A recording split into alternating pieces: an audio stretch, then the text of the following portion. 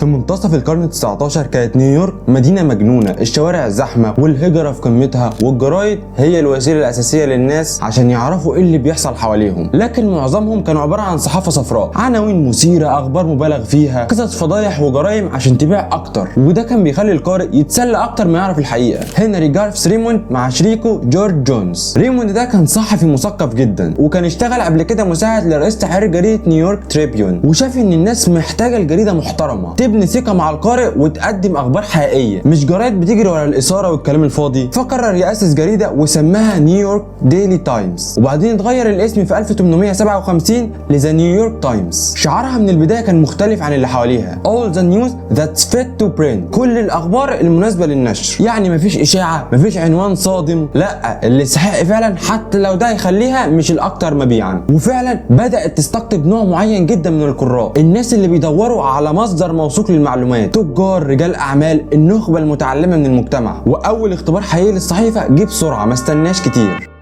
السلام عليكم ورحمه الله وبركاته. عامل ايه يا صديقي؟ اتمنى انك تكون بخير. لو اول مره تشوفني فانا احمد، بقول لك اللي اعرفه، احداث، شركات، اشخاص هيكلوا العالم اللي احنا عايشين فيه حاليا. فلو انت مهتم بالمحتوى ده ارجو انك تشارك معايا في القناه وتعمل لايك. ولا نبدا حلقه النهارده. من خلال الحرب الاهليه الامريكيه من 1861 ل 1865 بين الشمال والجنوب، الدم في الشوارع ومعارك يوميه، والانقسام بيقطع البلد نصين. هنا نيويورك تايمز قررت تلعب دور مختلف، بعتت مراسلين فعليا للجبهات يكتبوا تقارير يوميه عن اللي بيحصل على الارض، في وقت ما جرايد تانية كانت بتهول او تفبرك ارقام وحوادث ما حصلتش اصلا. التايمز بقى وقتها حاولت على قد ما تقدر انها تكون دقيقه جدا في المعلومات، ده غير ان الصحافه من الاول عارفه ومحدده بالظبط هي هتكون مع مين. فدعمت اتحاد الشمال ضد العبوديه، وده كان معظم الصحف بتعمله، كانت بتدعم الشمال ضد الجنوب. لكن المختلف انها ما عملتش ده باسلوب صراخ وشعارات جوفاء زي الصحف التانية ما كانت بتعمل، كانت بتحاول تشرح وتحلل وتقنع القارئ باللي بتقوله، حتى لو كان ده على حساب الفئه اللي بتدعمها. وده خلى سمعتها ترتفع بسرعه، وبقت الصوت الموثوق وسط الزعيق والكلام الفاضي. لكنها كانت لسه برضه تعتبر جريده صغيره مقابل الحيتان اللي حواليها، معروفه بجديتها وابتعادها عن الاثاره اللي الصحف المنافسه كانت بتكتسب منها ملايين.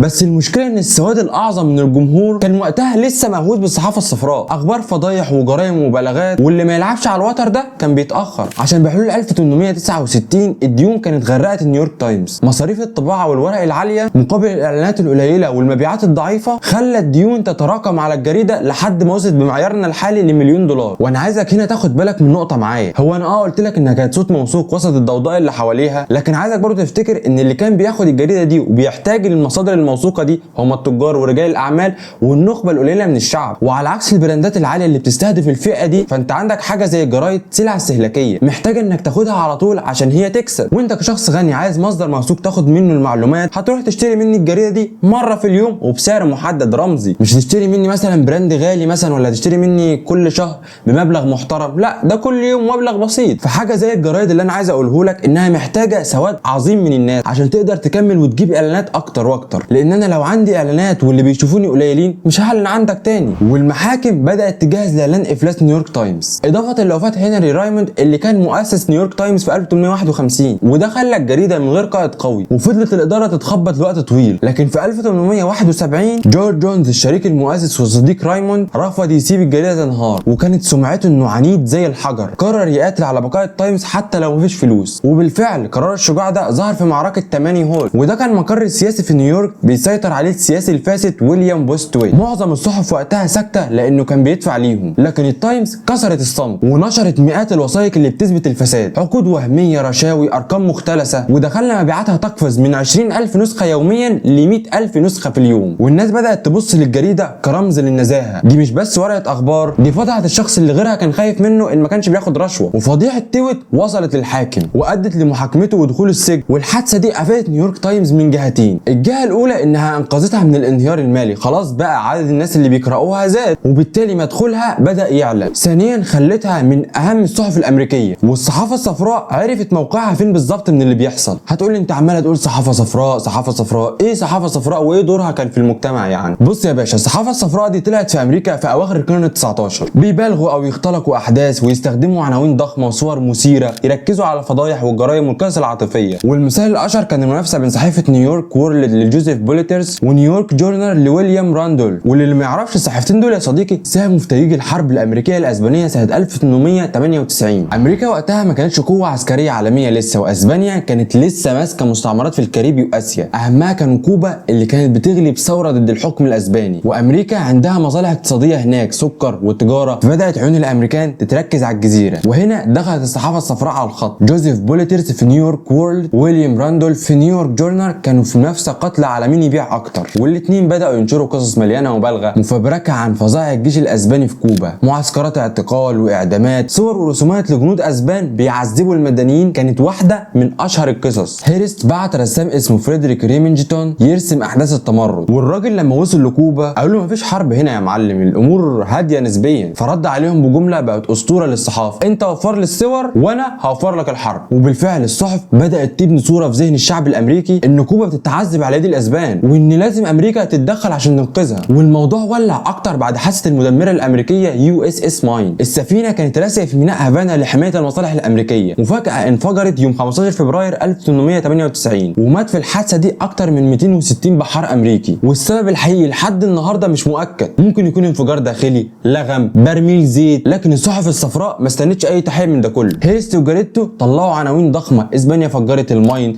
تذكروا الماين، إلى الجحيم مع اسبانيا. الناس في الشوارع اتأثروا والغضب الأمريكي اشتعل. الكونجرس والرئيس ويليام ماكنلي ما كانش عندهم خيار سياسي سهل غير الدخول في الحرب مهما كانت العواقب. وبالفعل في ابريل 1898 امريكا تعلن الحرب رسميا على اسبانيا، وبعد 4 شهور بس تنتصر وتاخد من اسبانيا كوبا كمحميه مستقله والفلبين وجوام. وهنا بان يا صديقي بشكل علني دور الصحافه الصفراء، دي مش مجرد غطت الاحداث، لا دي فعليا ساهمت في تشكيل الراي العام الامريكي كله ودفعت بلد كامله تخش في الحرب. تخيل مثلا لو امريكا خسرت في الحرب دي كان مين هيكون السبب؟ ما الصحافه الصفراء واللي وراها. وده اللي خلى المؤرخين يسموا احيانا الحرب دي بحرب الصحفيين او حرب هيرست وبوليترز، عشان في اواخر القرن ال19 ترجع الصداره تاني للصحف الصفراء مقابل شبه انهيار تماما لنيويورك تايمز. ارقام التوزيع نزلت لاقل من 9000 نسخه يوميا، وده كان اقل من المنافسين ب10 مرات. النيويورك وورلد بتاعت جوزيف بوليترز ونيويورك جورنال بتاعت ويليام راندولف بقت سيئه الموقف. القارئ العادي بيجري ورا الفضايح والعناوين المبالغ فيها، بينما التايمز بموقفها الجاد بقت شبه معزوله. عشان في اللحظه دي يظهر واحد اسمه ادولف اوكس، شاب عنده 38 سنه من تينيسي، كان بدأ حياته صحفي متواضع وهو مراهق، وبعدها اشترى جريده صغيره اسمها تشاتانوجا تايمز ورفعها من تحت الصفر. ولما شاف التايمز بتموت دخل في مغامره مجنونه، اقترض فلوس من اصحابه واقاربه والناس اللي حواليه واشترى الجريده اللي الكل كان شايفها بتغرق وخلاص على حافه الهويه ب $75,000، وده مبلغ مهول وقتها على صحيفه بتموت كده كده او هتموت فيما بعد يعني، عشان اول ما يستلمها يرفع شعاره الشهير: هندي الاخبار بدون خوف او محاباه من اي حد وهنكون دايما جنب الشعب. وقرر يثبت ان الجديه والصدق ممكن يكسبوا في سوق مليان صحافه صفراء، فخفض سعر النسخه من 3 سنت ل1 عشان يجذب القراء، وركز على المصداقيه، مفيش فضايح ملفقه، مفيش مبالغه، اخبار واضحه وتحقيقات قويه. وعمل لك حمله تسويقيه ضخمه عشان يغير صوره التايمز من جريده عجوزه لصوت الحقيقه، عشان في خلال سنه واحده بس يرتفع عدد النسخ اللي بتوزع يوميا من 9000 نسخه ل 25000 نسخه. وفي غضون 10 سنين بس بقت التايمز واحده من اكتر الصحف احتراما وتاثيرا في الولايات المتحده الامريكيه. واوكس نفسه رسخ السمعه اللي بقت شعار التايمز لحد النهارده: صحافه جاده وسط بحر من الاثاره. بقت عامله زي الطالب الشاطر اللي عايز يثبت نفسه وسط برضه عيال شطار في المدرسه، عندها ثقه جديده من الناس وشعار مش هيتنشر غير اللي يستحق فعلا النشر ومش مستعده تخسر تاني. ولعبت دور مهم جدا من 1914 ل 1918 خلال الحرب العالميه الاولى، وده لانها ما دخلتش لعبه البروباجندا بنفس العنف اللي عملته جرايد تانية، وفي نفس الوقت ما قدرتش تفلت ان الحكومه الامريكيه كانت عايزه الاعلام يدي صوره معينه عن الحرب، فغطت اخبار الجبهه الاوروبيه بعمق وخصوصا بارسال مراسلين بشكل مباشر لجبهات القتال، ده غير قدرتها على الوصول لمعلومات حساسه جدا لان علاقتها بالبيت الابيض والكونجرس كانت اقوى من اي وقت تاني، عشان في 1918 يوصل عدد النسخ اليوميه لاكثر من 350,000 نسخه، وده اللي خلى الناس تعتبرها مصدر رسمي اكتر من كونها جريده اثاره. وما بقتش بس جريده نيويورك، دي بقت جريده امريكا كلها. وفتره الكساد الكبير 1929 التايمز كانت مرجع، الناس كانت بتعتمد عليها عشان تفهم ايه اللي بيحصل في الاقتصاد او ايه المرحله اللي بيمروا بيها حاليا. وهنا ترسخت صورتها على انها جريده النخبه، مختلف عن الجرايد الشعبيه، والناس اللي بيقروها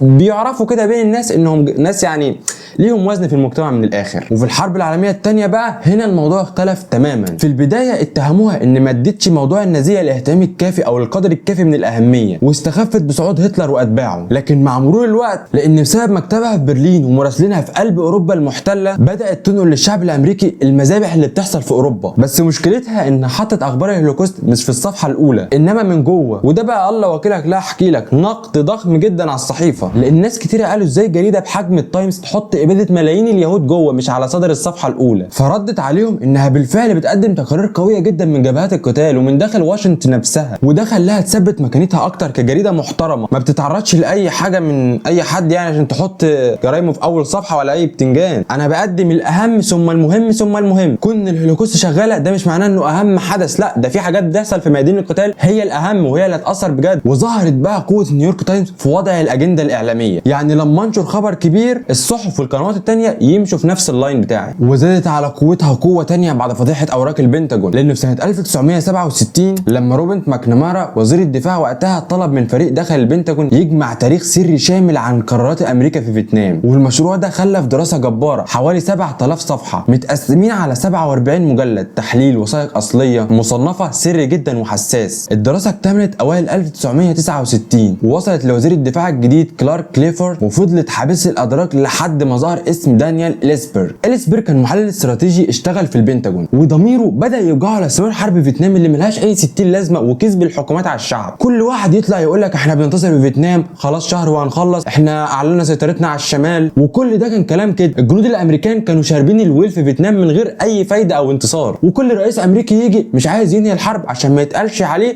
ان هو كان السبب في حرب فيتنام او انه كان سبب في هزيمه واستسلام امريكا في فيتنام. كل السياسيين بيقول لك يلا نفسي. لكن من خريف 1969 بدا إليسبرغ مع صديقه روسو بتهريب المجلدات وتصويرها نسخه. العمليه كانت بدائيه ومرهقه جدا لدرجه ان اطفال إليسبرغ نفسهم كانوا احيانا بيساعدوهم عشان يصوروا المجلدات دي من كترها. وحاول إليسبرغ يلاقي سيناتور نائب يدخل الوثائق دي في سجلات الكونجرس، ولما ما نجحش بالسرعه الكافيه وصلت النسخ دي للصحفي نيل شيهان في جريده نيويورك تايمز، والجريده ما صدقت، عملت عمليه سريه غايه في الاهميه وغايه في الخطوره عشان ينشروا الجرايد دي بين الناس. فبقياده جيمس كرينفولد وكتاب زي فوكس باترفيلد، وعلى الجانب القانوني مستشار التايمز العام جيمس جودل هو اللي دفع باتجاه النشر رغم تحذيرات المكتب المحاماه الخارجي اللي انسحب بالفعل. قال لك لا يا عم ماليش علاقه باللي انتوا عايزين تعملوه. جودل جاب الكسندر بيك الاستاذ قانون في ييل لدفاع سريع، والناشر ارثر بنش قال لك هننشر. وفعلا اول حلقه نزلت الاحد 13 يونيو 1971 بعنوان فيتنام ارشيف. واداره نيكسون انفجرت. بعد يومين بس في 15 يونيو اصدروا الامر القضائي المؤقت TRO من قاضي المقاطعه الفيدراليه في نيويورك موراي جيرفين. وبعد جلسات مغلقه ومفتوحه جيرفين يوم 19 يونيو رفض طلب الحكومه لوقف اطول، وكتب جملته الشهيره امن الامه مش على الاسرار وحدها، الامان كمان في قيمه مؤسساتها الحره، وصحافه مشاكسه يجب تحملها لحمايه حريه التعبير وحق الناس في المعرفه. بعدها محكمه الاستئناف علقت قرار مؤقتا، والتايمز فضل متوقفه الايام. وفي الوقت نفسه واشنطن بوست دخلت على الخط واشترت الحلقات ونشرت اولى حلقاتها في 18 يونيو. وزاره العدل طلبت من الحكومه برضو انها تمنع النشر، لكن قاضي واشنطن رفض والعاصمه ايدت الرفض. وهنا بقى عندنا تضارب بين الدوائر القضائيه، فراحت القضيه للمحكمه العليا بسرعه قصوى. المحكمه العليا دي عشان تودي القضيه بتاعتك فيها محتاج وقت طويل جدا، وبيروقراطيه بين الدوائر القضائيه يعني تزهقك تخليك تقول مش لازمان المحكمه العليا دي خالص. والمرافعه كانت يوم 26 يونيو، والحكم التاريخي نزل في 30 يونيو 1971 لصالح نيويورك تايمز واشنطن بوست. وقال لك لا يجوز فرض مانع سابق عن النشر الا اذا قدرت الحكومه انها تثبت ضرر مباشر وفوري وغير قابل للاصلاح على الامن القومي. هنا تقدر تمنع النشر تمام، لكن في حالتك دي انت تقدر تمنع كل حاجه يا باشا. وإليسبرغ سلم نفسه للسلطات في بوسطن 28 يونيو، لكن محاكمتهم في لوس انجلوس انهارت تماما في 11 مايو 1973 بعد ما اكتشفوا ان كان في حكايه تجسس عليه هو وطبيبه الشخصي. السباكين تقريبا دخلوا لعياده الطبيب اللي كان بيتعالج عنده نفسيا وزرعوا ادوات تجسس وحاجات كده، يعني كانت الخيوط اللي هتؤدي بعد كده لفضيحه ووتر جيت. وفي منتصف التسعينات دخل الاعلان الرقمي للساحه وفتح شريان جديد للربح، لكن كمان غير قاعده الاستهلاك والتوزيع. بس برضه هتلاقي نيويورك تايمز تماشت مع التغيير ده، بل واصبحت واحده من اسياد المجال برضه فيه. ولو هنسمي شخص واحد كان سبب شبه رئيسي في التغير او التحول والتكيف بتاعها ده، هيكون مارك تومبسون الCOO من 2012 ل 2020. كان جايب خبره اداره التحول من الBBC، وهو اللي قفل السكه على الاعتماد على الاعلانات، وعرف الشركه انها سبسكريبشن فيرست ببلشر، الاشتراكات اولا. وتحت قيادته حققت الشركه $800 مليون ايرادات في 2019، وده اصلا كان هدف 2020. قفزت الاشتراكات الرقميه لحوالي مليون مشترك في 2015 وحدها، وبعدها 5 مليون بحلول 2020، و7.5 مليون مشترك بنهايه 2020. وثبت استراتيجيته المنتج مش بس المحتوى، فرق متعدده التخصصات للتجربه والتحسين، واستثماره في اشكال جديده زي بودكاست ذا ديلي، وتوسعوا المنتجات نمط حياه زي NUT كوكينج وجيمز وكروس وورد، وتوسعوا عالميا بخطه استثمار 50 مليون دولار عشان يفتحوا اسواق جديده وبناء توزيع دولي، لان نمو الشركات معروفه محتاج جمهور مش بس امريكي، ده محتاج جمهور عالمي. وبس يا صديقي، ده كان كل معانا في حلقه النهارده، ارجو انك تكونوا استمتعتوا واستفدت. كان معاك احمد، سلام.